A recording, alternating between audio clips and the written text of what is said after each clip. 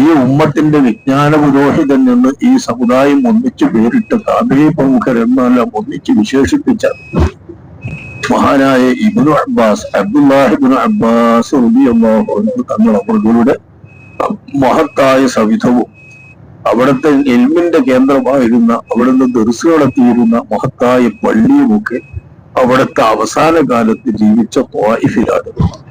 ആ ത്വായിഫിൽ അവിടത്തിന്റെ ഹദറത്തിൽ ചെന്ന് നിൽക്കാനും സലാം പറയാനും പരിചയപ്പെടുവാനും പറ്റുന്ന ഒരു സന്ദർഭത്തിന് വേണ്ടിയാണ് നമ്മൾ ഇപ്പോൾ ത്വായിഫിലേക്ക് സന്ദർശനം വെച്ചിരിക്കുന്നത്. ഇതൊന്നും പണ്ടത്തെ ഗ്രൂപ്പുകൾക്കൊന്നും ലഭിച്ചിരുന്നില്ല. ഈ അടുത്ത കാലത്ത് മാത്രമാണ് ഇങ്ങോട്ട് പോകാനുള്ള സൗകര്യങ്ങളും മറ്റുമൊക്കെ ഉണ്ടായത്. എത്രയോ കാലമായി ഇബ്നു അബ്ബാസ് എന്നവരുടെ ഖബർ ത്വായിഫിലാണെന്ന് ചരിത്രത്തിൽ വായിച്ച് ആ ഖബറൊന്ന് സന്ദർശിക്കാനുള്ള ഒരുപാട് ആഗ്രഹം എന്നെ സംബന്ധിച്ചിടത്തോളം വളരെ വളരെ മുമ്പേ ഉണ്ടായിരുന്നു. പലപ്പോഴായി വന്നിട്ടും ത്വായിഫിലേക്ക് പോകാനൊന്നും കഴിഞ്ഞിരുന്നില്ല. ഈ കഴിഞ്ഞ കൊല്ലം വന്നപ്പോൾ മാത്രമാണ്, ഈ കഴിഞ്ഞ വർഷത്തിലൊന്ന് വന്നപ്പോൾ വീട്ടുകാരിയുമായി ഒത്തുവന്ന ആ വരവിൽ മാത്രമാണ് ത്വായിഫിൽ നിന്ന് സന്ദർശിക്കാൻ കഴിഞ്ഞത്. അൽഹംദുലില്ലാഹ്, എന്തൊരു ചാരിതാർത്ഥ്യവും സന്തോഷവും. ആരാണ് ഇബ്നു അബ്ബാസ് എന്ന് ആലോചിക്കുമ്പോഴാണ്, അത് പ്രത്യേകം നമ്മൾ ഓർക്കുമ്പോഴാണ് നമുക്ക് അവിടെ സന്ദർശിക്കുമ്പോൾ ഉണ്ടാകുന്ന വൈകാരികമായ അനുഭവം ഉണ്ടാവുക. നമ്മുടെ ഉമ്മമാരും പെങ്ങന്മാരും അതുപോലെ സഹോദരന്മാരെല്ലാവരും പ്രത്യേകമായിട്ടൊന്ന് ഓർക്കേണ്ടതുണ്ട് മഹാനായ അബ്ദുല്ലാഹി ഇബ്നു അബ്ബാസ്. അതൊക്കെ ഇസ്ലാമിന്റെ മഹത്തായ അത്ഭുതമായി അല്ലാഹു സുബ്ഹാനഹു വ തആല സമ്മാനിച്ചിട്ടുള്ള നബിയുടെ നുബുവത്തിന്റെ ഭാഗമായി നൽകിയിട്ടുള്ള മുഅ്ജിസത്തിന്റെ അടയാളങ്ങളിൽപ്പെട്ട ഒരു വലിയ ചിഹ്നമാണ് മഹാനായ അബ്ദുല്ലാഹി ഇബ്നു അബ്ബാസ് എന്ന മഹാപണ്ഡിതൻ എന്ന് തന്നെ പറഞ്ഞാൽ തെറ്റില്ല. അത്ര വലിയ പണ്ഡിതന്മാർ ഈ ഉമ്മത്തിലുള്ളത് തന്നെ ഈ ദീന സത്യമാണെന്നതിന്റെ ഏറ്റവും പ്രധാനപ്പെട്ട തെളിവാണ്. അങ്ങനെയുള്ള ഉന്നതന്മാരായ ഉലമാക്കന്മാരെ കൊണ്ട് സമൃദ്ധമായിക്കൊണ്ട് ഈ ദീൻ നിലനിൽക്കുക എന്നതും അള്ളാഹുവിന്റെ ദീന സത്യമാണെന്നതിനുള്ള ഏറ്റവും വലിയ ദൃഷ്ടാന്തമാണ്. ഖുർആൻ മുഅ്ജിസത്താണ് എന്ന് പറയുന്നതിന്റെ ഭാഗമാണ് ആ ഖുർആനിന്റെ അനുയായികളും ആ ഖുർആൻ അനുസരിച്ച് ജീവിക്കുന്ന പണ്ഡിതന്മാരുടെയും ഒക്കെ കഴിവും അവരുടെ നൈപുണ്യവും അവരുടെ സ്ഥാനവും ഒക്കെ പരിശുദ്ധ ദീനിന്റെ തെളിവായി വരുന്നത് ഇതിന്റെ ഭാഗമായാണ്. അബ്ദുല്ലാഹി ഇബ്നു അബ്ബാസ് റളിയല്ലാഹു അൻഹുമാ എന്ന് പറയുന്ന ആ മഹാനെ നമുക്ക് നോക്കാം. അബ്ബാസ് എന്ന് പറയുന്നത് അബ്ദുൽ മുത്തലിബിന്റെ മകനും അഷ്റഫുൽ ഖൽഖ് സ്വല്ലല്ലാഹു അലൈഹി വസല്ലം തങ്ങളുടെ പിതൃവനുമാണല്ലോ, നബിയുടെ പിതൃവൻ എളാപ്പ. ഈ അബ്ദുല്ലാഹി ഇബ്നു അബ്ബാസ് എന്നവരുടെ പിതാവ് അബ്ബാസ് എന്നവരുടെ 10 മക്കൾ ഉമ്മുൽ ഫളിൽ ബീവി എന്ന ഒരൊറ്റ ഭാര്യയിലുള്ളതാണ് 10 മക്കൾ. ഈ 10 മക്കളും ഭൂമിയുടെ 10 മൂലയിലാണ് മറവിട്ട് കിടക്കുന്നത് എന്ന് പറയുന്നത് അത്ഭുതകരമാണ്. മക്കയും മദീനയും ആയിരുന്നു അവരുടെ വിഹാര കേന്ദ്രങ്ങളും അവരുടെ അധിവാസ കേന്ദ്രങ്ങളെങ്കിലും അവർ ജീവിച്ച് വഫാത്തായി കിടക്കുന്നത് ഒരുപാട് സ്ഥലങ്ങളിലാണ്. 10 മക്കളും ഫളൽ Ibn Abbas, Muhammad Ibn Abbas, ഇവരെയൊക്കെ സിയാറത്ത് ചെയ്യാൻ നമുക്ക് സാധിച്ചിട്ടുണ്ട്. ഇറാഖ് യാത്രയിലും ഷാം യാത്രയിലും അതുപോലുള്ള യാത്രകളിലും ഒക്കെ അങ്ങനെയുള്ള ഓരോ പ്രദേശങ്ങളിലാണ് ആ മഹാന്മാരൊക്കെ മറുപെട്ട് കിടക്കുന്നത്. എന്തിനാണ് അവരങ്ങനെ മറുപെട്ട് കിടക്കാനുള്ള ഇടം ആയത്? ദീനിനെ പ്രബോധനം ചെയ്യാൻ വേണ്ടിയുള്ള അവരുടെ യാത്ര തന്നെ. നാടും വീടും കുടുംബവും എല്ലാം ഒതുങ്ങിക്കൊണ്ട് അള്ളാഹുവിന്റെ ഭൂമിയിലൂടെ ഇസ്ലാമിനെ പ്രചരിപ്പിക്കാനും ഇസ്ലാമിന്റെ നാടുകൾ ഫത്ഹ് ചെയ്യുന്നതിന് വേണ്ടിയുള്ള സൈന്യത്തിൽ പ്രവേശിച്ചുകൊണ്ട് പോയ ആ യാത്രയുടെ പേരിലാണ് ഈ 10 മക്കളും 10 ഇടങ്ങളിൽ യുദ്ധപ്പെടപ്പെടുന്ന സ്ഥിതി ഉണ്ടായത്. അവരുടെ കൂട്ടത്തിൽ ഇളയ പുത്രനായി ബഹുമാനപ്പെട്ട അബ്ദുല്ലാഹി ഇബ്നു അബ്ബാസ് റളിയല്ലാഹു അൻഹുമാ എന്ന് പറയുന്ന മഹാൻ. അതുണ്ടാകുന്നതിന്റെ ഒരു അത്ഭുതമാണ്. നമ്മളെ വണ്ടിയിലെ ആ കുട്ടിയൊക്കെ മുട്ടായി കൊടുത്താലോ? റളിയല്ലാഹു അൻഹുവിന്റെ മാതാവ് ഉമ്മുൽ ഫളിൽ ബീവി ഗർഭിണിയായ കാലത്തു തന്നെ അബ്ബാസ് റളിയല്ലാഹു അൻഹു തങ്ങളെ പറഞ്ഞു നബി സല്ലല്ലാഹു അലൈഹി വസല്ലം തങ്ങളോട് പറയുന്നു, നബിയെ, ഇത് ഹിജറക്ക് മുൻപാണ്. അന്ന് അബ്ബാസ് റളിയല്ലാഹു അൻഹു തങ്ങൾ പരസ്യമായി നബി സല്ലല്ലാഹു അലൈഹി വസല്ലം തങ്ങളെ കൊണ്ട് വിശ്വസിച്ചിട്ടില്ല. ബദറിലേക്ക് പോലും ഖുറൈശികളോടൊപ്പം കാഫിർ സേനയോടൊപ്പം പോവുകയും അവിടെ ബന്ദിയായി പിടിക്കപ്പെടുകയും ചെയ്തിട്ടുണ്ടല്ലോ മഹാനായ അബ്ബാസ് റളിയല്ലാഹു അൻഹു എന്ന റസൂലുള്ളാഹിന്റെ പിതൃവ്യൻ. അപ്പൊ അന്ന് കാഫിരീകളുടെ കൂട്ടത്തിലാണ് പ്രത്യക്ഷത്തിൽ അദ്ദേഹം. എന്നാലും നബി സല്ലല്ലാഹു അലൈഹി വസല്ലം തങ്ങൾക്കറിയാം അദ്ദേഹത്തിന് ഉള്ളിൽ വിശ്വാസമുണ്ടെന്ന്. അദ്ദേഹമാണെങ്കിൽ നബിയുടെ ദീനിന്റെ പ്രബോധനത്തിൽ അങ്ങേയറ്റം സഹായിച്ചു കൊണ്ടിരിക്കുന്നവരുമാണ്.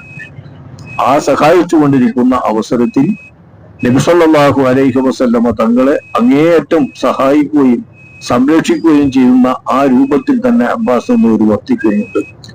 കഅബയുടെ ചാരത്തുള്ള സംസമിന്റെ വെള്ളം കോരിക്കൊടുക്കുന്ന ചുമതലയും മറ്റുമൊക്കെ അദ്ദേഹത്തിന്റെ കയ്യിലായിരുന്നു അബ്ദുൽ മുത്തലിബിന്റെ മക്കളിൽ നിന്ന് വന്നടഞ്ഞത്.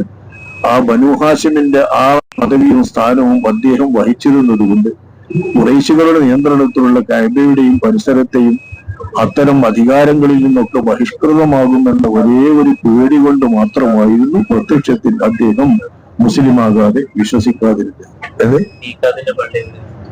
ഇത് വരുമ്പോ നമ്മൾ കാണുമല്ലോ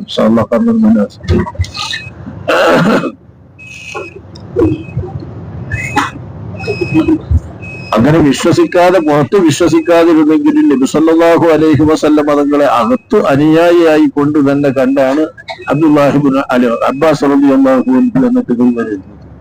ആയിടെയാണ് ഹിജറയുടെ ഒരു 2-3 കൊല്ലം മുൻപ്, നബിയുടെ ഹിജറയുടെ 2-3 കൊല്ലം മുൻപ് അബ്ബാസ് റളിയല്ലാഹു അൻഹു നബിയോട് സംസാരിക്കുന്നത്, ഉമ്മുൽ ഫളൽ കണ്ടോ ചുറ്റിപ്പൊതച്ച് നടക്കുന്നു, അവൾക്ക് ഇപ്പോഴും ഗർഭമാണ്, ആ ഗർഭത്തിന് ചുറ്റിപ്പൊതച്ചാണ് നിൽക്കുന്നത്. നബി സല്ലല്ലാഹു അലൈഹി വസല്ലം തങ്ങൾ പറഞ്ഞു, നിങ്ങൾക്ക് ഭാഗ്യമാകുന്ന, നമ്മുടെ കുടുംബത്തിന് അലങ്കാരമാകുന്ന, നമുക്ക് അധികാരം, ഈ ഭൂമി മണ്ണിലുള്ള അധികാരം ലഭ്യമാക്കുന്ന ഒരു സൗഭാഗ്യമാണ് ഉമ്മുൽ ഫളലിന്റെ ഗർഭത്തിലിരിക്കുന്നത് എന്ന് നബി സല്ലല്ലാഹു അലൈഹി വസല്ലം തങ്ങൾ പ്രവചിക്കുകയാണ്. അതുകൊണ്ട് ആ കുഞ്ഞിനെ പ്രസവിച്ച ഉടനെ എന്റെ അടുത്ത് കൊണ്ടുവരണം, എന്നെ കാണിക്കണം എന്ന് നബി സല്ലല്ലാഹു അലൈഹി വസല്ലം തങ്ങൾ അറിയിക്കും. മഹാനായ അബ്ദുല്ലാഹി ഇബ്നു അബ്ബാസ് റളിയല്ലാഹു അൻഹു വന്ന ആ കുഞ്ഞിനെ ഗർഭം ചുമന്നുകൊണ്ട് ഉമ്മുൽ ഫളൽ ഇരിക്കുമ്പോഴാണ് ഈ സംഭവം. നബിയുടെ നിർദ്ദേശപ്രകാരം തന്നെ ഉമ്മുൽ ഫളൽ പ്രസവിച്ച ഉടനെ ചെറിയ ഒരു തുണിഷ്കഷ്ണത്തിൽ ആ കുഞ്ഞിനെ ചോരക്കുട്ടിയെ വെച്ചുകൊണ്ട് പ്രസവിച്ച ഉടനെ എന്റെ അടുത്ത് കൊണ്ടുവരണം എന്ന് പറഞ്ഞതില്ലേ, ആ നിർദ്ദേശത്തിന് വഴങ്ങിക്കൊണ്ട് നബി സല്ലല്ലാഹു അലൈഹി വസല്ലം തങ്ങളുടെ അകത്ത് ഉമ്മുൽ ഫളൽ ബീവി ഈ കുഞ്ഞുമായി ചെല്ലുകയാണ്.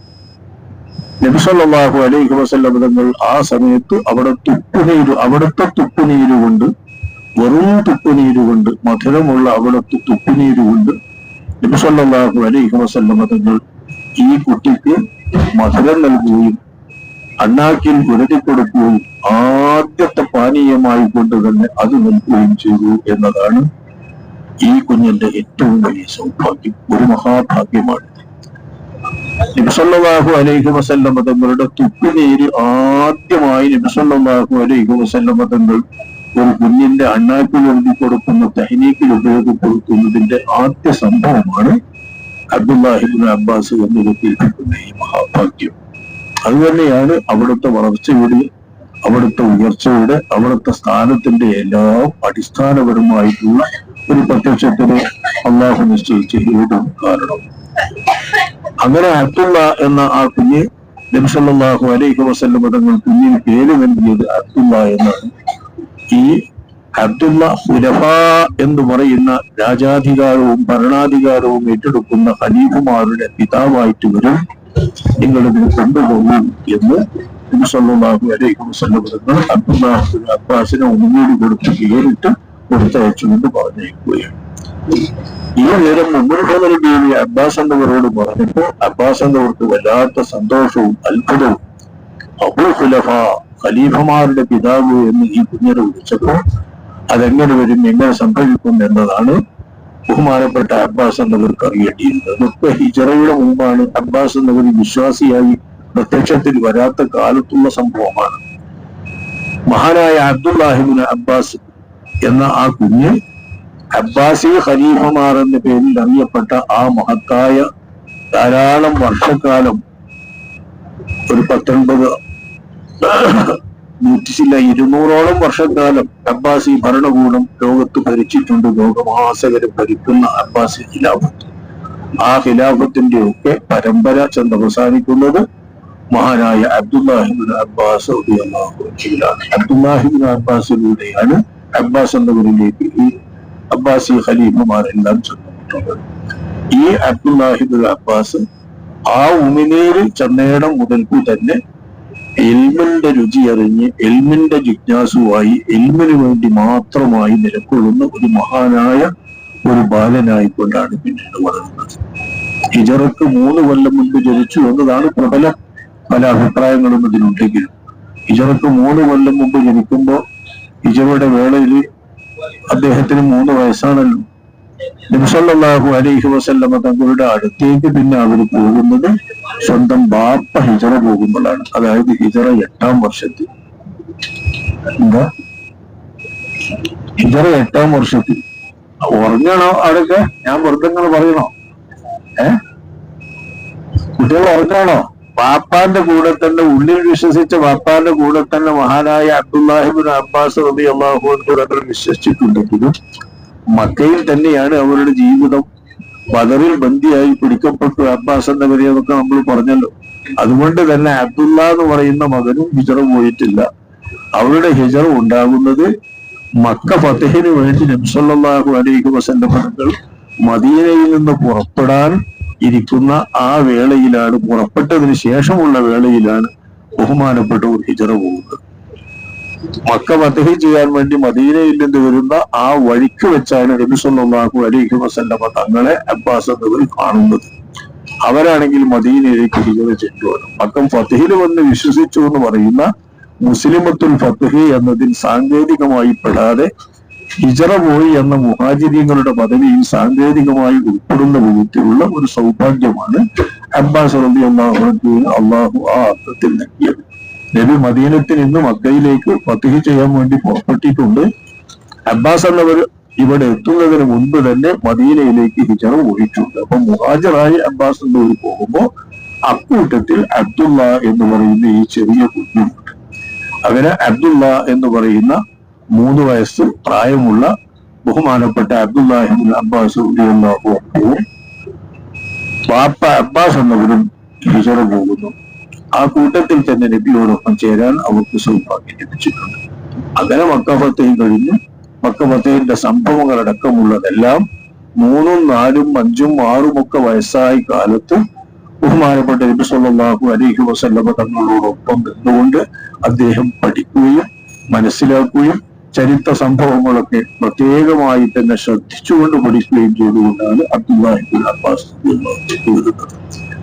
അബ്ദുല്ലാഹിബ്നു അബ്ബാസ് റളിയല്ലാഹു അൻഹുവിന്റെ വലിപ്പം പറഞ്ഞാൽ അവര് വഫാത്തായ സമയത്ത് പറഞ്ഞ അനേകം അനുഭവസ്ഥരായ അന്നത്തെ വിജ്ഞന്മാരായ സ്വഹാബാക്കളും അതേപോലെ താബിഈങ്ങളും അദ്ദേഹത്തെക്കാൾ പ്രായമുള്ള മുതിർന്ന വലിയ വലിയ വലിയ മഹാത്മാക്കൾ അദ്ദേഹത്തിന് ഇൽമു പകർന്നു കൊടുത്ത ഖുർആനിന്റെ വിവരങ്ങളൊക്കെ നൽകിയ ഉബയ്യിബ്നു കഅബ് റളിയല്ലാഹു അൻഹുവിനെ പോലുള്ള ആളുകളൊക്കെ അദ്ദേഹത്തെ കുറിച്ച് വാഴ്ത്തിയതും അദ്ദേഹത്തിന്റെ അറിവിനെ കുറിച്ച് വാഴ്ത്തിയതും ഓർക്കുമ്പോഴാണ് അദ്ദേഹം ആരാണെന്ന് നമുക്കറിയാം. അന്നത്തെ പണ്ഡിതന്മാരവർ ഹബ്റു ഹാദിഹിൽ ഉമ്മ, ഈ ഉമ്മത്തിലെ ഏറ്റവും വലിയ പുരോഹിതനായ വലിയ പണ്ഡിതൻ, ബഹ്ർ എന്നും അവരെ വിളിക്കുന്നുണ്ട്. സമുദ്രം, വിജ്ഞാനത്തിന്റെ സമുദ്രം എന്നും. ഇന്ന് നമ്മൾ വിളിക്കണമായിട്ടുള്ള ബഹ്റൊന്നും അല്ലത്. അന്നത്തെ കാലത്തെ സ്വഹാബികളും താബിഈങ്ങളുമാണ് ബഹ്റുൽ ഉമ്മ, ഹബ്റുൽ ഉമ്മ എന്നൊക്കെ ബഹുമാനപ്പെട്ടവരെ വിളിക്കുന്നത്. അദ്ദേഹത്തിന്റെ സദസ്സില് അദ്ദേഹം ഇരിക്കുമ്പോ, ഇന്ന് പഠിപ്പിക്കുന്ന ആ രീതി ഇരിക്കുമ്പോ, ഞാൻ അദ്ദേഹത്തിന്റെ ഹിജറയുടെ സംഭവത്തിലേക്ക് പോകുന്നതിന് മുൻപ് ആ വലിയ വൈജ്ഞാനികമായ ഒരു ഉന്നതമായ അദ്ദേഹത്തിന്റെ പദവി നമ്മളെ മനസ്സിലൊന്ന് ഓടിയെത്തുക. അതെങ്ങനെ ലഭിച്ചു എന്നാണ് ഞാൻ പറഞ്ഞു വരുന്നത്. അവരുടെ സദസ്സിലേക്ക് പോകുന്ന ആളുകളെ കുറിച്ച് അദ്ദേഹത്തിന്റെ ശിഷ്യന്മാര് വിവരിക്കുന്ന അനേകം അനുഭവങ്ങളുണ്ട്. ജാബിർ ഇബ്നു അബ്ദുല്ലാഹ് റളിയല്ലാഹു അൻഹു എന്ന് പറയുന്നത് അവരെക്കാൾ മുതിർന്ന സ്വഹാബിയാണ്. ഉഹദ് യുദ്ധത്തിലും മറ്റും പങ്കെടുക്കാൻ സൗഭാഗ്യം ലഭിച്ചിട്ടുള്ള സ്വഹാബിയാണ്. നബി സല്ലല്ലാഹു അലൈഹി വസല്ലം അതുപോലുള്ള അനേകം മുഅ്ജിസത്തിന്റെ സംഭവങ്ങൾ റിപ്പോർട്ട് ചെയ്ത സ്വഹാബിയാണ്. അവരാണ് പറഞ്ഞത്, ഈ ഭൂമിയിൽ മശ്രിഖിനോ മഗ്രിബിനോ ഒരിക്കലും കിഴക്കും പടിഞ്ഞാറും ഇതുപോലെ ഒരു ആലിമില്ല. മശ്രിഖിന്റെയും മഗ്രിബിന്റെയും ഇടയിൽ ഇതുപോലെ ഒരു പണ്ഡിതനില്ല, ഇതുപോലെ ഒരു ഫഖീഹില്ല, ഇതുപോലെ ഒരു അറിവില്ല, ഇതുപോലെ ഒരു ആളില്ല എന്ന അർത്ഥത്തിൽ അവർ വിവരിക്കുന്നു.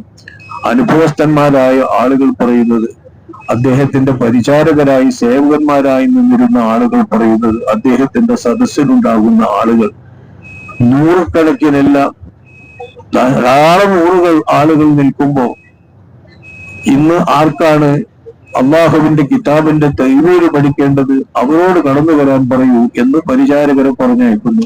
വാതിൽക്കൽ ചെന്ന് അദ്ദേഹം പറയുന്നു, അള്ളാഹുവിന്റെ കിതാബിന്റെ അക്ഷരങ്ങളും അതിന്റെ പാരായണ നിയമങ്ങളും അതെവിടെ ഇറങ്ങി, എപ്പോൾ ഇറങ്ങി ആയത്തു എന്നുമൊക്കെ പഠിക്കേണ്ട ആളുകളുണ്ടെങ്കിൽ അവരോടാണ് ആദ്യമായി കടന്നു ചെല്ലാൻ പറയുന്നത്. മഹാനായ അബ്ദുല്ലാഹിബ്ൻ അബ്ബാസ് റളിയല്ലാഹു അൻഹു പരിചാരകൻ എന്ന് വാദിക്കൽ പറയുന്നു. അപ്പോൾ ആ പ്രദേശം ഒന്നാകെ, അദ്ദേഹം താമസിക്കുന്ന പള്ളിയും പ്രദേശവും ഒന്നാകെ നിറയുമാറുള്ള ഒരു വലിയ സംഘം ഇത് പഠിക്കാനായി ചെല്ലുന്നു. അവരുടെ വിവരണങ്ങൾ ധാരാളം സമയം നീണ്ടു നിൽക്കുന്നു. അവരെല്ലാം ചോദിക്കുന്ന ചോദ്യങ്ങൾക്കെല്ലാം അദ്ദേഹം ഉത്തരം പറയുന്നു.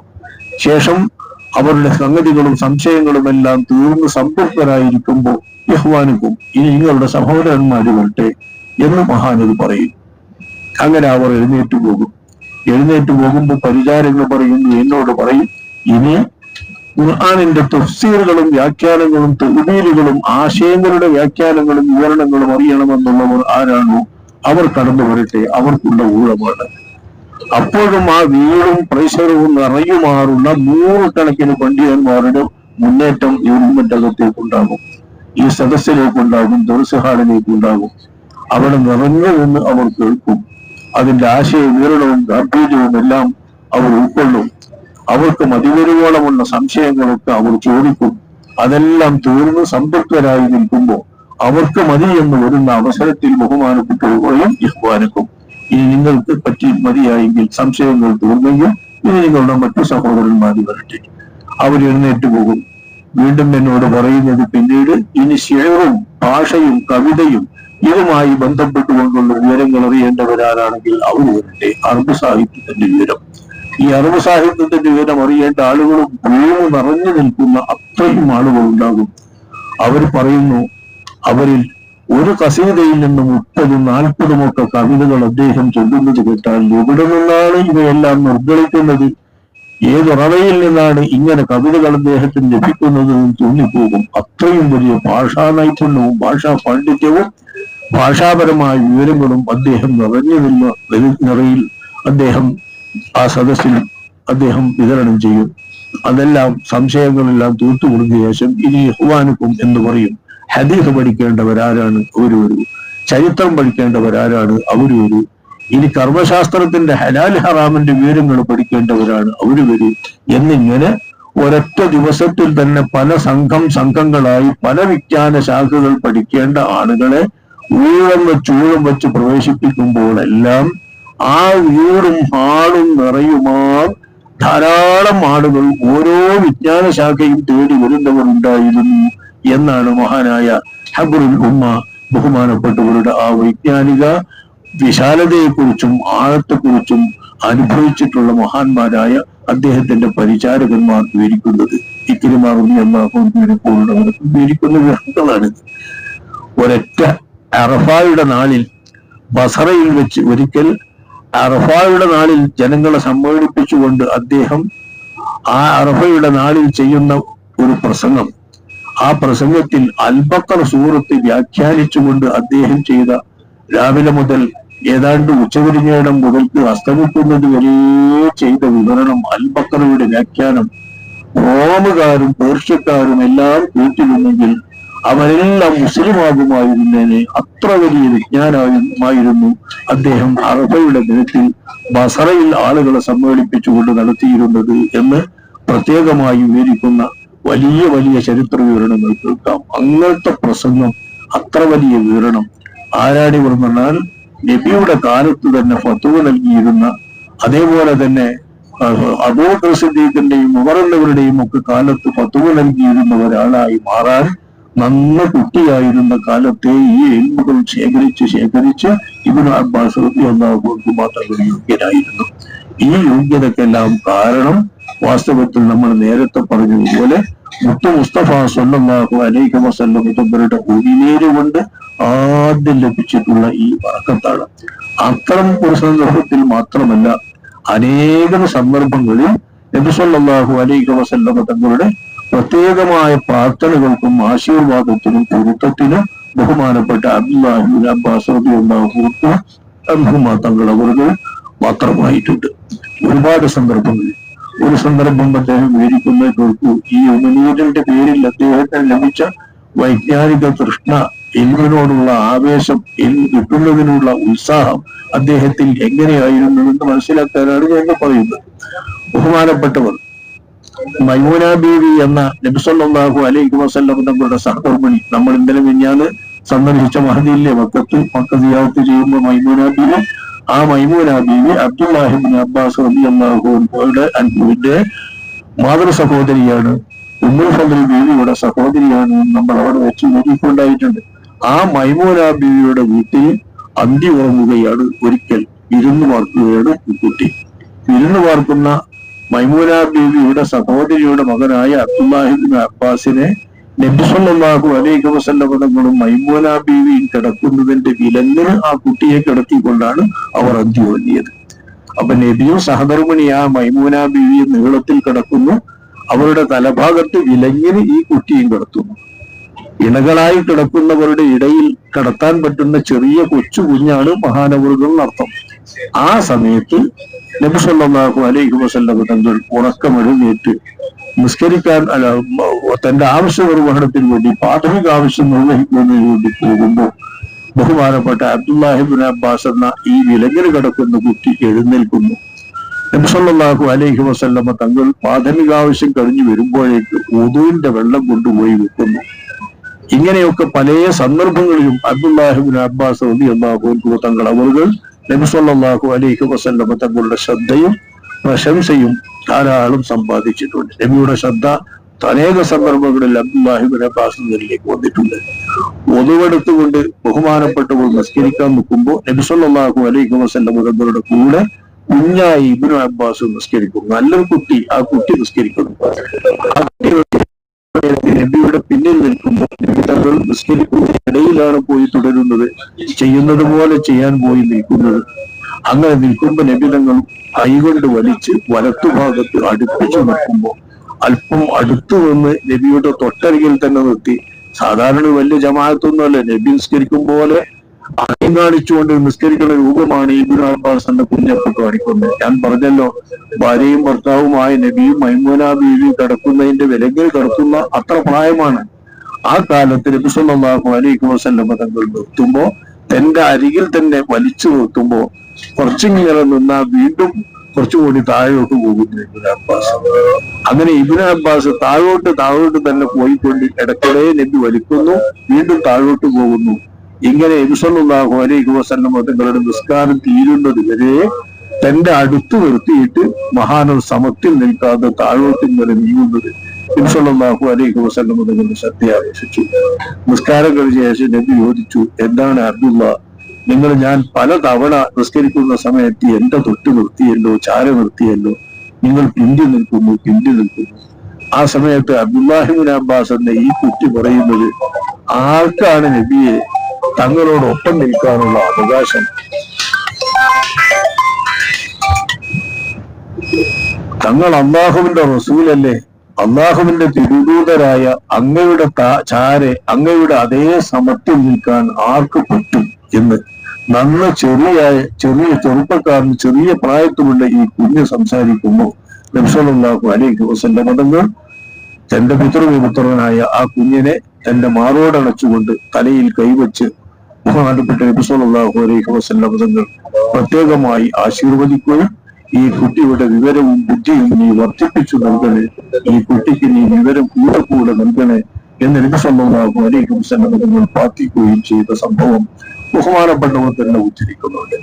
അങ്ങനെ ഒരുപാട് സംഭവങ്ങൾ, ഒരുപാട് സന്ദർഭങ്ങൾ നബി സല്ലല്ലാഹു അലൈഹി വസല്ലം തങ്ങളുടെ പാത്രകൾ കിട്ടിയിട്ടുള്ള മഹാനായ നബിയുടെ സ്വഹാബി വര്യനും പിതൃപുത്രനുമാണ് അബ്ദുല്ലാഹി ഇബ്നു അബ്ബാസ് റളിയല്ലാഹു അൻഹു. നന്ന കുട്ടിയായ ഈ കാലവും അതിനുശേഷം വിരുന്നോർക്കാൻ പോകുന്ന സന്ദർഭങ്ങളിലെല്ലാം അത്ഭുതകരമായ രീതിയിലുള്ള അതവും ബുദ്ധിയും നബി സല്ലല്ലാഹു അലൈഹി വസല്ലം തങ്ങളുടെ മുമ്പിൽ പ്രകടിപ്പിച്ചതിന്റെ ഫലമായി പ്രത്യേകമായ ജ്ഞാനവും വിവരവും അദ്ദേഹത്തിന് അല്ലാഹുവിന്റെ റസൂൽ പ്രത്യേകം ആശീർവദിച്ചിട്ടുണ്ട്. മാത്രമല്ല മുതിർന്നു എന്നൊക്കെ പറഞ്ഞാൽ നബി വഫാത്താകുന്ന സമയത്ത് ഹിജറക്ക് മുമ്പ് 3 വയസ്സാകുമ്പോൾ 10 കൊല്ലല്ലേ നബി മദീനത്തെ ജീവിതം. അപ്പൊ നബി വഫാത്താകുന്നതിന്റെ സമയത്ത് മൂപ്പർക്ക് 13-14 വയസ്സാണ്. ഈ 13-14 വയസ്സ്, 12 വയസ്സൊന്നും അഭിപ്രായമുണ്ട്. ആ 12, 13, 14 വയസ്സ് പ്രായമാകുന്ന ആ കുട്ടിയുടെ കീഴിലാണ് ഈ സംഭവങ്ങളൊക്കെ വരുന്നത് നമ്മൾ ഓർക്കണം. അതിൽ പല സന്ദർഭങ്ങളിലും അത്യത്ഭുതകരമായ ചില സംഭവങ്ങൾ ഉണ്ടായിട്ടുണ്ട്. അല്ലാഹു സുബ്ഹാനഹു വ തആല വിജ്ഞാനത്തിന്റെ വലിയ ഉറവിടമായി, വിജ്ഞാനം ഏറ്റവും അധികം വിതരണം ചെയ്യുന്ന ഒരു മഹാവിതരണക്കാരനായി, അറിവിന്റെ വിതരണക്കാരനായി അല്ലാഹു തആല തിരഞ്ഞെടുത്തു എന്നതിന്റെ ലക്ഷണമായി അദ്ദേഹത്തിന്റെ ബാല്യകാലത്തുണ്ടായ പല അത്ഭുതങ്ങളുടെ കൂട്ടത്തിൽ ഏറ്റവും പ്രധാനപ്പെട്ട ഒരു വലിയ സംഭവമാണ് 2 പ്രാവശ്യം ജിബ്രീൽ അലൈഹിസ്സലാം എന്ന മലക്കിനെ മഹാനായ അബ്ദുല്ലാഹി ഇബ്നു അബ്ബാസ് റളിയല്ലാഹു അൻഹു കാണാൻ തുടങ്ങിയത്. 2 പ്രാവശ്യം അദ്ദേഹം കണ്ടുവന്ന് അദ്ദേഹം തന്നെ വിവരിച്ചിട്ടുണ്ട്. ജിബ്രീൽ അലൈഹിസ്സലാമിനെ 2 പ്രാവശ്യം കണ്ടു. ഒരു തവണ അബ്ബാസ് എന്നവരോടുകൂടെ നബി സല്ലല്ലാഹു അലൈഹി വസല്ലം തങ്ങളുടെ സവിധത്തിലേക്ക് അബ്ദുല്ലാഹി ഇബ്നു അബ്ബാസ് എന്നവർ കടന്നു ചെല്ലുന്നു. അബ്ബാസ് എന്ന ബാപ്പയുണ്ട്, മോനുമുണ്ട്. ബാപ്പാന്റെ കയ്യും പിടിച്ചുകൊണ്ട് മോൻ ചെല്ലുമ്പോ ബാപ്പ നബി സല്ലല്ലാഹു അലൈഹി വസല്ലം തങ്ങളുടെ അടുത്ത് നിന്നിട്ട് യാതൊരു സംസാരവും നബി സംസാരിക്കുന്നില്ല, തിരിഞ്ഞു നോക്കുന്നേ ഇല്ല. പിതൃവരെ കണ്ട എന്തൊരു ആദരവാണ് അബ്ബാസ് എന്നവരോട് ലഭിക്കെന്നറിയുമോ? ആ ആദരവ് സ്വഹാബാക്കളെ പോലും അത്ഭുതപ്പെടുത്തിയിരുന്നു. ഒരു പിതൃവൻ എന്ന നിലയ്ക്ക് നബി സല്ലല്ലാഹു അലൈഹി വസല്ലം തങ്ങൾ കാണിക്കുന്ന ആദരവ്. വരുമ്പോ എഴുന്നേറ്റ് നിന്നുകൊണ്ടും 2 കണ്ണിനിടയിൽ ചുംബിച്ചുകൊണ്ടും ആദരിച്ചുകൊണ്ടും ഒക്കെ നബി കാണിക്കുന്ന ആ ആദരവ് അങ്ങേയറ്റം സ്വഹാബാക്കളെ പോലും അത്ഭുതപ്പെടുത്തിയിരുന്നു. അങ്ങനത്തെ അബ്ബാസ് എന്നവര് ഒരിക്കൽ ചെന്ന് നോക്കുമ്പോ നബിതങ്ങളും കണ്ട ഭാവനേയില്ല, ഒരു മിണ്ടാട്ടവുമില്ല. അബ്ബാസ് എന്നവര് മിണ്ടാതെ നിൽക്കുന്നത് കണ്ടപ്പോ തിരിച്ചു പോരുകയാണ്. തിരിച്ചു പോരുന്ന സമയത്ത് എന്തായിപ്പോയി നിന്റെ പിതൃപുത്രന്? അവൻ നമ്മളെ കണ്ട ഭാവയിലെന്തോ മിണ്ടണമല്ലോ, എന്താണിത് എന്ന് അബ്ദുള്ള എന്ന കുട്ടിയോട് അബ്ബാസ് എന്നവർ ചോദിക്കുമ്പോ അബ്ദുള്ള പറയുകയാണ്, നബി സല്ലല്ലാഹു അലൈഹി വസല്ലം നമ്മളൊരാളോട് സംസാരിച്ചു കൊണ്ടിരിക്കുകയല്ലേ, നബിയുടെ അടുത്തൊരാളുണ്ടല്ലോ, ആ ആളോട് സംസാരിച്ചു കൊണ്ടിരിക്കുകയായിരുന്നല്ലോ. ഞാൻ കണ്ടില്ലല്ലോ ഒരാള്, നബി തനിച്ചാണല്ലോ. തനിച്ചു നിൽക്കുമ്പോൾ പോലും എന്നെ കണ്ടിട്ട് കണ്ട ഭാവം നടിക്കാതെ എന്തുകൊണ്ട് നിന്റെ അമ്മന്റെ മോൻ, നിന്റെ പിതൃവന്റെ മോൻ അങ്ങനെ നിന്നു എന്ന് അബ്ബാസ് എന്നവർ വീണ്ടും പറയുന്നു. അല്ല, നബിയോടൊപ്പം സംസാരിച്ചുകൊണ്ട് ഒരാളുണ്ടെന്ന് അബ്ദുള്ള എന്റെ പുത്രൻ. ഒടുവിൽ തർക്കം തീർക്കാൻ, ബോധ്യം വരുത്താൻ വേണ്ടി അബ്ബാസ് എന്നവർ മകനുമായി വീണ്ടും നബിയുടെ സമീപത്തേക്ക് എന്ന് പറയുന്നു, ഞങ്ങൾ ഇങ്ങനെ ഇവിടെ വന്നു. ആ വന്ന സമയത്ത് ഇവൻ പറയുന്നു, ഒരാള് നബിയോടൊപ്പം സംസാരിച്ചു കൊണ്ടിരുന്നു. ഒരാള് നബിയോടൊപ്പം സംസാരിച്ചു കൊണ്ടിരുന്നു. അബ്ദുള്ള അത് കണ്ടോ? ആ ആളെ കണ്ടോ? അത് ജിബ്രീൽ അലൈഹിസ്സലാമായിരുന്നു. അവരെ അബ്ദുള്ള കണ്ടെങ്കിൽ ഇൻഷാ അല്ലാഹ് വലിയ അത്ഭുതമുണ്ടാകും, വലിയ ജ്ഞാനിയായി അബ്ദുള്ള മാറും, വലിയ ഹിക്മത്ത് അല്ലാഹു സുബ്ഹാനഹു വ തആല അബ്ദുള്ളക്ക് നൽകും. അതിന്റെ സൂചനയാണത്. മാത്രമല്ല, ഈ കണ്ണുകൊണ്ട് ജിബ്രീൽ അലൈഹിസ്സലാമിനെ കണ്ടതിനാൽ അവസാന കാലത്ത് നിന്റെ മകൻ അബ്ദുള്ള കണ്ണു കാണാതായി അന്ധനായി കൊണ്ട് മാറും എന്ന് ബഹുമാനപ്പെട്ട നബി സല്ലല്ലാഹു അലൈഹി വസല്ലം പറയുന്നു. ഒരു സന്ദർഭം ബാപ്പാന്റെ കൂടെ ഇങ്ങനെ പോയപ്പോഴാണെന്ന് മഹാനായ അബ്ദുല്ലാഹി ഇബ്നു അബ്ബാസ് റളിയല്ലാഹു അൻഹു തങ്ങൾ വിവരിക്കുന്നു. മറ്റൊരു സന്ദർഭം, അബ്ബാസ് എന്നവരെ അബ്ദുള്ളയെ പറഞ്ഞയച്ചിരിക്കുകയാണ് നബിയുടെ സമീപത്തേക്ക്. നബിയുടെ സമീപത്തേക്ക് പറഞ്ഞയച്ചിട്ട് നബി സല്ലല്ലാഹു അലൈഹി വസല്ലം തങ്ങൾ പറഞ്ഞയച്ച ആ കാര്യം നിർവഹിക്കാതെ ഒരുപാട് നേരം നിന്നിട്ടും അബ്ദുല്ലാഹി ഇബ്നു അബ്ബാസ് എന്നവർ മടങ്ങി വന്നിരിക്കുന്നു. എന്തേ കണ്ടില്ലേ, സംസാരിച്ചില്ലേ എന്ന് വാക്ക് ചോദിക്കുമ്പോൾ നബിയുടെ അടുത്ത് ഒരാൾ സംസാരിച്ചുകൊണ്ടിരിക്കുന്നുണ്ട്. അദ്ദേഹത്തിന്റെ സംസാരം തീരുന്നില്ല, അദ്ദേഹവുമായി സംഭാഷണം നടത്തിക്കൊണ്ടിരിക്കുക തന്നെയാണ് നബി എന്ന് ബഹുമാനപ്പെട്ട അബ്ദുള്ള എന്ന പുത്രൻ വാപ്പ അബ്ബാസ് എന്നവരോട് എന്ന് പറയും. വീണ്ടും പറഞ്ഞയച്ചിട്ടും കാണാതെ വരുമ്പോൾ അങ്ങനെ കണ്ട ആ സംഭവം നബി സല്ലല്ലാഹു അലൈഹി വസല്ലം തങ്ങളുടെ മുൻപാകെ അബ്ബാസ് എന്നവർ ചോദിക്കുകയാണ്, ഞാനൊരു ആവശ്യത്തിന് വേണ്ടി പറഞ്ഞയച്ചിട്ട് ആ ആവശ്യം നിർവഹിക്കാതെ അങ്ങയുടെ അടുത്തൊരാൾ വന്ന് സംസാരിക്കുന്നു എന്നാണല്ലോ പറഞ്ഞത്, തീരാതെ സംസാരിക്കുകയാണെന്നാണല്ലോ പറഞ്ഞത് എന്ന് പറയുമ്പോൾ ബഹുമാനപ്പെട്ട അബ്ദുല്ലാഹി ഇബ്നു അബ്ബാസ് റളിയല്ലാഹു അൻഹു അത് കണ്ടോ? അങ്ങനെ ഒരാളെ എൻ്റെ അടുത്ത് കണ്ടോ എങ്കിൽ ജിബ്രീൽ അലൈഹിസ്സലാമാണത് എന്ന് നബി സല്ലല്ലാഹു അലൈഹി വസല്ലം തങ്ങൾ പറയുകയും നിങ്ങളുടെ മോന്റെ കണ്ണിന്റെ കാഴ്ച നഷ്ടപ്പെടും ഇൻഷാ അല്ലാഹ് എന്ന് നബി സല്ലല്ലാഹു അലൈഹി വസല്ലം നിങ്ങൾ പ്രവചിക്കുകയും ചെയ്ത സംഭവം മറ്റൊന്നായി ബഹുമാനപ്പെട്ട ഇബ്നു അബ്ബാസ് ഉദ്ധരിക്കുന്നത്. ഇങ്ങനെ 2 പ്രാവശ്യം ജിബ്രീൽ അലൈഹിസ്സലാം നബി സല്ലല്ലാഹു അലൈഹി വസല്ലം തങ്ങളോട് സംഭാഷണം നടത്തിക്കൊണ്ടിരിക്കുന്ന വേളയിൽ ദീർഘമായ നേരം നിന്ന് സംസാരിക്കുന്നത് കണ്ടിട്ടുണ്ട് ബഹുമാനപ്പെട്ട അബ്ദുല്ലാഹി ഇബ്നു അബ്ബാസ് റളിയല്ലാഹു അൻഹു. തന്റെ വാപ്പ അബ്ബാസ് എന്നവർക്ക് കാണാൻ കഴിയാത്ത ആ കാഴ്ചയാണ് അബ്ദുല്ലാഹി ഇബ്നു അബ്ബാസ് എന്നവർക്ക് അല്ലാഹു സുബ്ഹാനഹു വ തആല നൽകുന്നത് എന്ന് നമ്മൾ ചിന്തിക്കണം. ആ കാഴ്ച തന്നെ അറിയിക്കുന്നത് വലിയ വിജ്ഞാനത്തിന്റെ ഉടമയായി, വലിയ അറിവിന്റെ കേന്ദ്രമായി, വലിയ മഹത്തായ പദവിയും ഹിക്മത്തും ലഭിക്കുന്ന ഒരു ഹക്കീമായി ബഹുമാനപ്പെട്ട അബ്ദുല്ലാഹി ഇബ്നു അബ്ബാസ് വരുമെന്നാണ്. അത്തരം സന്ദർഭങ്ങളിലൊക്കെ നബി സല്ലല്ലാഹു അലൈഹി വസല്ലം തങ്ങൾ അബ്ദുല്ലാഹി ഇബ്നു അബ്ബാസ് എന്നവരുടെ വിജ്ഞാനത്തിനു വേണ്ടി ഹിക്മത്തിനു വേണ്ടി പ്രാർത്ഥിച്ചിട്ടുണ്ട് എന്ന് ബഹുമാനപ്പെട്ട അബ്ദുല്ലാഹി ഇബ്നു അബ്ബാസ് എന്നവർ തന്നെ റിപ്പോർട്ട് ചെയ്യുന്ന ഹദീസ് കാണാം. അപ്പൊ ഇങ്ങനെ നബി സല്ലല്ലാഹു അലൈഹി വസല്ലം തങ്ങളുടെ പ്രാർത്ഥന, പ്രത്യേകമായ ആശീർവാദവും പ്രാർത്ഥനയും ധാരാളമായി ലഭിച്ചതുകൊണ്ടാണ് മഹാനായ അബ്ദുല്ലാഹി ഇബ്നു അബ്ബാസ് റളിയല്ലാഹു അൻഹു ഈ ലോകത്ത് അറിയപ്പെട്ട വലിയ സ്വഹാബിവര്യന്മാരുടെ കൂട്ടത്തിൽ നിന്നെല്ലാം ഇൽമ് ശേഖരിച്ച് അവരെക്കാളെല്ലാം ഉന്നതരായ ഇൽമിന്റെ നിലവാരത്തിലേക്ക് ഉയർന്ന മഹാപണ്ഡിതനായി മാറിയത്. ഇൽമിനെ വിതരണം ചെയ്യുന്നതിന് വേണ്ടി അല്ലാഹു തആല തിരഞ്ഞെടുത്തിട്ടുള്ള ആളാണ് നിങ്ങളുടെ മകൻ എന്ന് അബ്ദുല്ലാഹി ഇബ്നു അബ്ബാസ് എന്നവരെ കുറിച്ച് അബ്ബാസ് എന്നവരോട് നബി സല്ലല്ലാഹു അലൈഹി വസല്ലം തങ്ങൾ ഈ ജിബ്രീലിനെ കണ്ട കാഴ്ചയുടെ അടയാളമായും അതിന്റെ വ്യാഖ്യാനമായും വിവരിച്ചു കൊടുത്തതും ബഹുമാനപ്പെട്ട ഹദീസുകളിൽ ഉദ്ധരിക്കപ്പെട്ടിട്ടുണ്ട്. അങ്ങനെ അബ്ദുല്ലാഹി ഇബ്നു അബ്ബാസ് റളിയല്ലാഹു അൻഹു ഇൽമിന് വേണ്ടി അല്ലാഹു സുബ്ഹാനഹു വ തആല തെരഞ്ഞെടുത്തിട്ടുള്ള ഒരു മഹായോഗിയാണ്. ആ യോഗിയെ സന്ദർശിക്കുന്നതിനും സിയാറത്ത് ചെയ്യുന്നതിനുമാണ് നമ്മൾ ഇപ്പോൾ നീങ്ങിക്കൊണ്ടിരിക്കുന്നത്. ഉമർ റളിയല്ലാഹു അൻഹു അടക്കമുള്ള വലിയ പ്രധാനപ്പെട്ട സഹാബിമാർ, മുതിർന്ന സഹാബിമാർ നല്ല ചെറുപ്പമായിരുന്നു. നമ്മൾ പറഞ്ഞല്ലോ നബി വഫാത്താകുമ്പോ 10, 13, 14 വയസ്സ്. ഈ 13, 14 വയസ്സുള്ള അവരെ